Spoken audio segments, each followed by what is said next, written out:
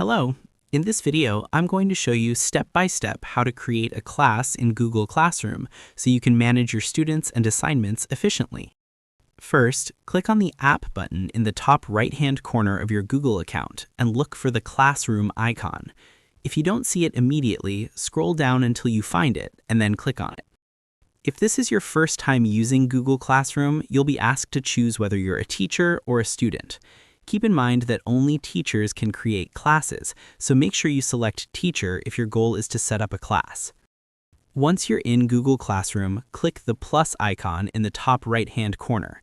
You'll see two options: Join a class or Create a class. Select Create a class. Next, enter the basic information for your class.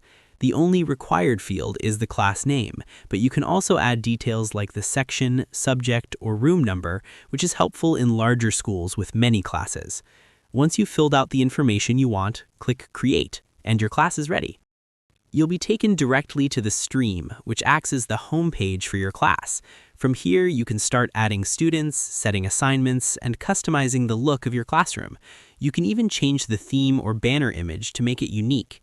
If you want to create custom banner images, check out tutorials on Google Classroom. That's it. You now know how to create a class in Google Classroom.